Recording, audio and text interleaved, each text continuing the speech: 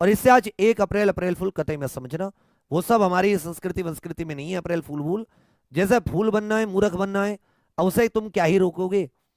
तुम्हें अपने जिंदगी में जो लक्ष्य है उससे कतई नहीं हटना।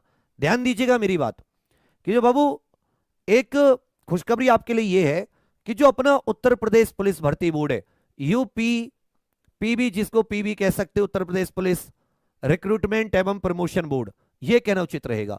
उत्तर Pradesh police recruitment and promotion board. तो जो यूपी पीआरपीबी है लखनऊ, ये आप लोगों के लिए कैलेंडर जारी करना चाह रहा है, ये कैलेंडर लेकर आ रहा है। अब आप कहोगे सर आपको कैसे पता चला, क्यों हमारा तुम अप्रैल फूल बना रहे हो, या आपको कैसे पता चला कि यूपी पीआरपीबी कैलेंडर जारी करना चाहता है? क्योंकि अगर आप देखोगे तो उसकी वेबसाइट पर तो भाई ऐसी कोई चीज नहीं है, उत्तर प्रदेश पुलिस रिक्रूटमेंट और प्रमोशन बोर्ड की वेबसाइट पर। तो आपका पूछना जायज है कि भाई ऐसा तो नहीं है कि भैया आप हमें ऐसे ही बहका रहे हो और कैलेंडर की कोई बात ना हो। तब ये वेबसाइट खुल रही, मैं भी आपको दिखाता हूं। आपको याद होगा कि लगभग 1 साल पहले, अभी इस पर कोई ऐसा खास नोटिस नहीं है, इन्होंने अपने बस कुछ 2021, 22, 23 के कंप्यूटर ऑपरेटर ग्रेड ए, कुछ विभागीय परीक्षा के आधार पर, कुछ पुराना इनकी जो रेडियो ऑपरेटर वाली आंसर की थी उसका है, और कुछ इसमें ऐसी चीजें नहीं है कि इसमें कोई वैसी चीज हो। लेकिन अगर आप बिल्कुल नीचे जाते हैं, होम पर जाकर आप इनके बिल्कुल नीचे जाते, तो कुछ समय पहले इन्होंने कुछ एफएक्यू जारी किए थे, याद है वो एफएक्यू? और इसमें सेकंड नंबर पॉइंट क्या कहता था, उत्तर प्रदेश पुलिस में विभिन्न पदों हेतु कैलेंडर की, देखिए वर्ष 2023 तक विभिन्न पदों पर भर्ती के लिए प्राप्त अधियाचनों के आधार पर भर्ती परीक्षाओं का कैलेंडर तैयार किया जाना है।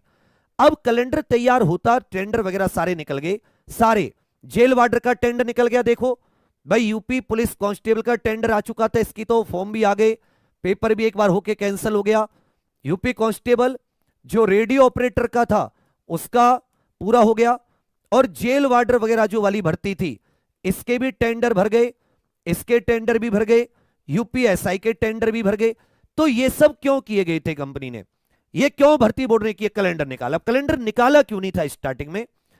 कि जो गृह विभाग है जो मुख्यमंत्री जी के अधीन है, उसमें एक अफसर हुआ करते थे गृह सचिव के पद पर, अब तो उन्हें चुनाव आयोग ने हटा दिया। वो योगी जी के बहुत खास थे, या योगी जी को वो चिकनी चुपड़ी बातें करें मुझे नहीं पता, कानून व्यवस्था तो क्या ही वो सुधार पाए, पर उन्होंने इस भर्ती बोर्ड का भी नाश कर दिया। उन्होंने योगी जी से कहा, देखो योगी जी, हम 1 महीने में 2 महीने में चुनाव से पहले 60,000 भर्ती करा देंगे, दुनिया में डंका बज जाएगा।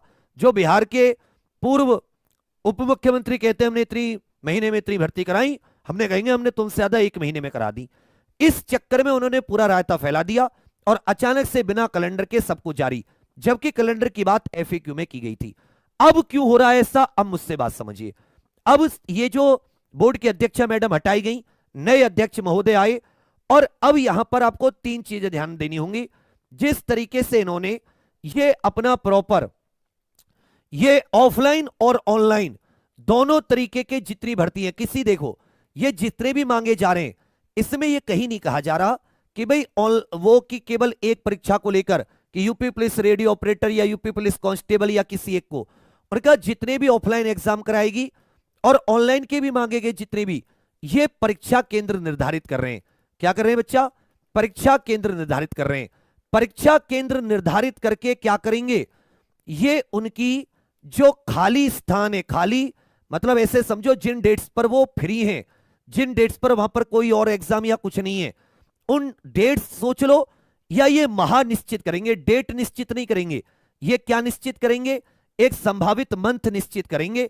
इनके पास पूरी लिस्ट है, कितने संभावित फॉर्म भरे जाने, कितने इनके पास सेंटर है, टेंडर ऑलरेडी जारी हो चुके हैं, ठीक है भैया, संभावित फॉर्म कितने भरे जाएंगे, कितने हमारे पास सेंटर ऑफलाइन ऑनलाइन के हिसाब से, उसको ये पहले से मैच करके रखेंगे। आपको महा संभावित मंथ बताया जाएगा।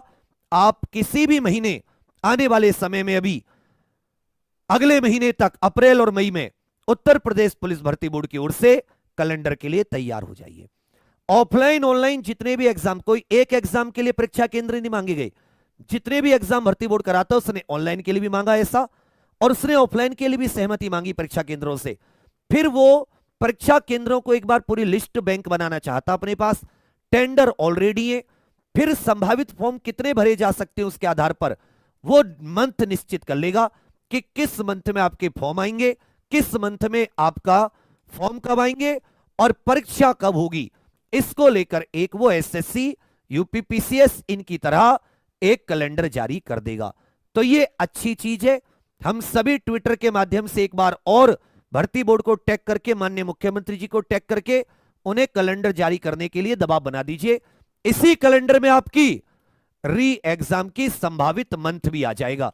यदि थोड़ा सा आपने ट्विटर पे कर दिया, और मैं कह रहा हूं कल वल नहीं, आज से लग जाओ ट्विटर पे जाके कि, और उसमें कोई ऐसा हैशटैग नहीं, सीधा बता दो, या हैशटैग लिख सकते हो कि UP PRPB release calendar, UP PRPB release calendar, ऐसे करके भी आप कह सकते हो।